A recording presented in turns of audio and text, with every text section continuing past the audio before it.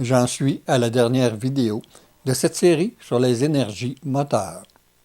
Je termine donc par la plus importante, l'énergie moteur du corps mental, la vibration. Dans cette vidéo, vous pourrez constater que tous les humains vibrent à un certain niveau, mais que très peu en sont conscients ou le ressentent. Je vous ai aussi déjà démontré que l'énergie consciente contenue dans une parcelle corps mental utilise l'énergie moteur, la vibration, pour créer des sensations selon l'environnement où il se situe. Dans cette vidéo, vous pourrez aussi constater que cette vibration peut lier l'humain à d'autres énergies, que ce soit dans la grappe d'énergie de son environnement ou dans des grappes d'énergie beaucoup plus puissantes. L'énergie moteur du corps mental, c'est la vibration, et l'humain, qui demeure toujours dans l'inconscience de ce qu'il est, ignore qu'il vibre seulement à ses mémoires, qui dans la réalité ont été formées par l'énergie consciente extérieure et que ces mémoires demeurent les seules références qu'il possède pour fonctionner dans ce monde matière. L'énergie moteur du corps mental, en dehors de la formation des sensations avant la naissance, demeure toujours associée à une autre énergie moteur, soit la vision ou l'action. Lorsqu'elle est associée à la vision, elle peut devenir, selon la puissance du corps mental et de l'énergie consciente qu'il contient, cette capacité que possède l'humain de s'émerveiller à ce qu'il voit. Tandis que lorsqu'elle s'associe à l'énergie moteur, corps physique, l'action, elle devient la capacité de vibrer à ce que l'humain touche. Bref, l'énergie moteur du corps mental peut permettre à l'humain de vibrer à ce qu'il vit avec ses sens.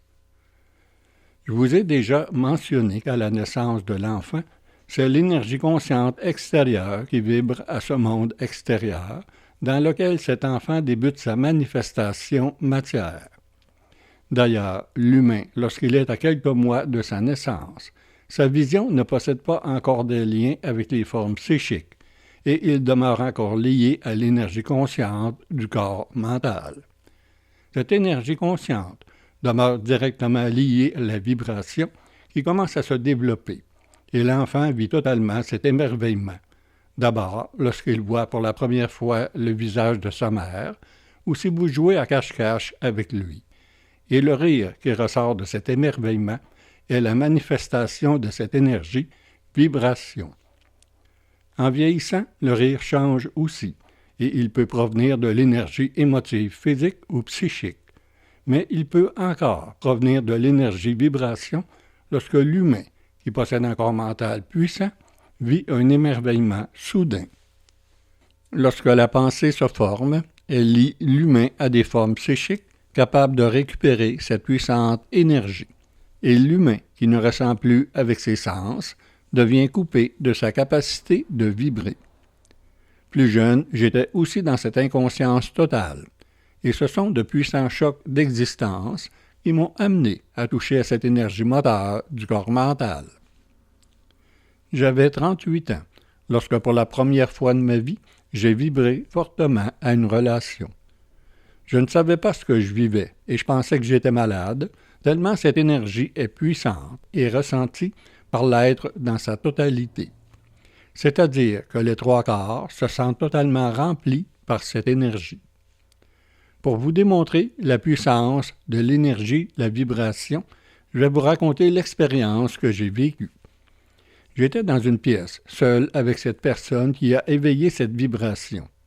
Nous étions assis face à face à une table de travail.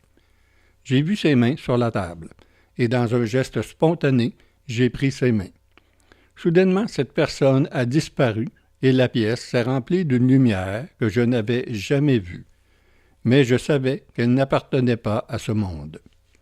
C'était un état d'être incroyable, et plus rien n'existait. Ce moment a pu durer 1 seconde comme 1 an. Ça n'avait aucune importance, car le temps n'existait plus.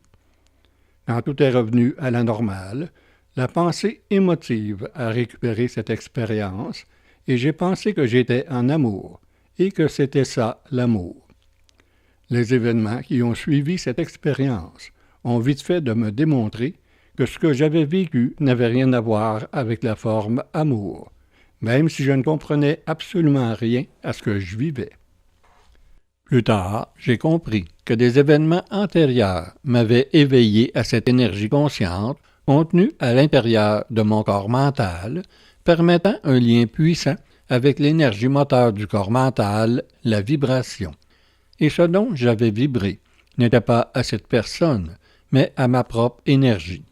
Et que cette expérience dans cette pièce, avec cette personne qui avait disparu, était en réalité un puissant contact avec moi. La personne en question n'avait pas réellement disparu. C'est moi qui ai quitté mon corps physique. Et l'énergie moteur du corps mental, associée à l'énergie moteur du corps psychique, la vision, m'a permis de voir l'énergie où je me trouvais, c'est-à-dire à l'intérieur de mon corps mental. Cette expérience n'a probablement duré qu'une fraction de seconde, mais elle était d'une telle puissance que j'ai passé ma vie à rechercher cette énergie. Ça, c'est l'expérience qui connecte l'humain à ce qu'il est. Mais il y a aussi l'expérience qui le déconnecte et qui le lie à des énergies d'une grappe d'énergie plus forte. Je vous ai déjà raconté au début de la trentaine, après les opérations que j'ai subies à la colonne vertébrale, j'avais fortement vibré en touchant la matière d'un tube de peinture que ma sœur m'avait donné pour passer le temps durant ma convalescence. Cette fois, c'est l'énergie moteur du corps mental, associée à l'énergie moteur du corps physique, l'action, qui a vibré par le sens du toucher. À cette époque, j'étais totalement inconscient de ce que je vivais, et cette vibration a pu être récupérée par une énergie d'une grappe plus puissante qui a pu utiliser mon énergie corps mentale pour manifester ses propres mémoires, comme je vous l'ai déjà expliqué. Alors imaginez, la première expérience que je vous ai racontée est arrivée après cette expérience. Et comme cette expérience où j'ai vibré à ma propre énergie ne m'a pas éveillé immédiatement à ce que je suis, mon énergie moteur corps mental nourrissait fortement cette énergie qui m'utilisait par la forme peinture. Ceci pour vous démontrer la puissance de l'énergie moteur du corps mental, la vibration. Tous les humains et même les animaux vibrent, mais l'un comme l'autre, ils ne vibrent qu'à ses mémoires. L'homme ou la femme qui rencontre une personne qui stimule ses sensations captées avant la naissance vibre dans son corps physique, psychique et mental. Mais la majorité n'en sont pas conscients, puisque la pensée et les formes émotives récupèrent rapidement cette vibration pour la lier à des valeurs amour, haine ou autres, selon les sensations que l'humain possède. Il arrive parfois que lors d'une marche, l'humain voit venir une personne devant lui qu'il ne connaît pas et qu'il ressente un malaise à l'intérieur, ainsi qu'une pensée négative envers cette personne qui pourtant il n'a jamais vue de sa vie. En réalité, cette personne inconnue a, de par son énergie, éveillé une sensation déplaisante ou difficile, créée par l'énergie consciente bien avant sa naissance. Et l'énergie moteur du corps mental a vibré à cette sensation que la pensée a ensuite récupérée. L'humain, dans l'inconscience de ce qu'il est, croit que les sensations viennent des autres et ignore totalement que ces sensations lui appartiennent.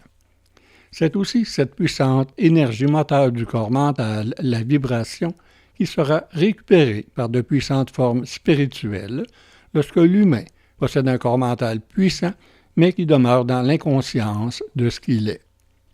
L'énergie moteur du corps mental est directement liée à l'énergie consciente extérieure contenue à l'intérieur de chaque parcelle corps mental, et sa vibration dépend de la puissance de ce corps mental et de cette énergie consciente qui a formé les sensations. Avant de terminer cette vidéo, je vais aussi commencer à vous démontrer ce que je vais expliquer dans la prochaine série de vidéos sur les énergies sensibles. L'énergie moteur du corps mental, la vibration, peut, dans sa capacité à s'émerveiller, amener l'humain à prendre contact avec des mondes invisibles. Je connais quelqu'un qui vibre fortement aux énergies de diverses grappes d'énergie. Son énergie moteur corps mental se lie à l'énergie moteur du corps psychique, la vision, et il voit ce qui se passe dans ces mondes invisibles. Il aurait pu facilement devenir ce que les formes appellent un voyant, quelqu'un capable de prédire l'avenir, puisque tout existe dans ces mondes invisibles avant que d'exister dans la matière. Cette personne possède un puissant corps mental, et l'énergie consciente extérieure qu'il contient capte cette vision et cette vibration comme quelque chose de difficile. Et sa pensée qui récupère cette énergie s'inquiète pour l'avenir de l'humanité.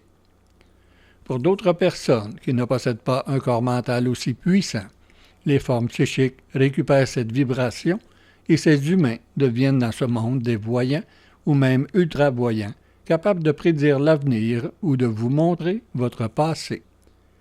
C'est cette même vibration de l'énergie moteur du corps mental qui amène d'autres personnes à vibrer à des corps mentaux qui ne possèdent plus de corps physique. Ces personnes peuvent voir les morts lorsque la vibration s'associe à la vision, et certains peuvent même capter ce que vivent les morts, c'est-à-dire leur mémoire, car ce contact avec les morts ne peut se faire que par l'entremise des mémoires. Il n'y a pas vraiment de discussion, puisque c'est seulement la capacité de capter les sensations et qui provient d'une autre énergie que je vais vous démontrer dans la prochaine série de vidéos. Pour terminer cette série de vidéos, je vais tenter de vous expliquer comment ces trois énergies moteurs, lorsqu'elles fonctionnent simultanément, peuvent aider l'humain à toucher à ce qu'il est vraiment. Tout d'abord, l'humain vit un événement ou rencontre une personne selon ses liens dans la grappe d'énergie de son environnement et qui éveille une sensation créée par l'énergie consciente extérieure contenue dans sa parcelle corps mental.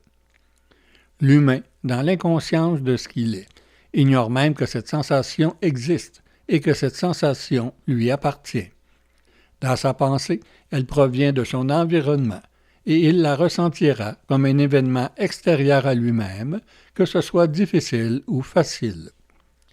La pensée l'associera à une forme psychique en fonction de ses valeurs, selon ses liens dans la grappe d'énergie de son environnement, et lui donnera une émotion, soit une couleur positive ou négative, puisque la pensée, comme je vous l'ai déjà démontré, est une impulsion électrique. L'autre mémoire du corps mental, les images captées qui proviennent de son environnement physique, amènera cet humain à une réaction automatique lorsque cette sensation est stimulée. Par exemple, j'ai déjà rencontré une cliente qui, dans sa petite enfance, vivait avec une mère schizophrène. Sa mère passait son temps couchée et lui disait qu'elle allait la tuer. Pour un enfant, c'est invivable, mais sa tante, la sœur de sa mère, qui vivait dans la maison à côté de chez elle et qui vivait une vie dite normale, est devenue la mère que cette petite fille avait besoin, ce qui l'a aidé à vivre cette situation très difficile avec sa mère. Lorsque j'ai rencontré cette femme, elle venait de toucher à la soixantaine, mais elle se souvenait très bien de ce qu'elle avait vécu durant sa petite enfance. Elle m'a raconté que vers 5 ans, sa tante, qui était devenue sa mère, avait déménagé. Pour elle, ce fut un choc terrible, et elle se souvenait qu'à 5 ans, elle s'était dit qu'elle n'aimerait plus jamais personne, car c'était trop difficile. C'est ce qu'elle a fait. Elle s'est mariée, elle a eu 4 enfants, mais par peur de perdre, elle n'a jamais aimé, ni son mari, ni ses enfants. Le choc qu'elle a vécu à 5 ans a été tellement puissant que l'énergie consciente extérieure de sa parcelle corps mental a complètement coupé avec l'énergie moteur du corps mental, la vibration. Durant son enfance, elle a appris à aider sa mère malade, et ces images captées, qui forment les modes de fonctionnement, l'ont amenée à travailler comme infirmière. L'énergie moteur du corps mental qu'elle refusait de vivre a été récupérée par une puissante forme spirituelle où elle a passé sa vie à aider tout le monde afin d'avoir inconsciemment cette sensation d'être aimée qu'elle avait tant besoin. Voyons maintenant la même situation, mais autrement, c'est-à-dire avec un éveil plus conscient de ses énergies moteurs, corps mental, psychique et physique. Tout d'abord, la sensation lorsqu'elle est stimulée serait la même, puisqu'elle est imprimée dans les mémoires du corps mental avec toute la puissance de l'énergie consciente extérieure de cette parcelle corps mental. Si cette femme avait fait un cheminement vers elle-même pour prendre conscience des mémoires qui habitent son corps mental, l'énergie moteur corps mental aurait été mise en vibration dans un deuxième cycle de vie afin qu'elle réalise que cette sensation de ne pas être aimée ne lui appartient pas, mais qu'elle provient de la mère selon sa génétique et de ses liens dans la grappe d'énergie familiale.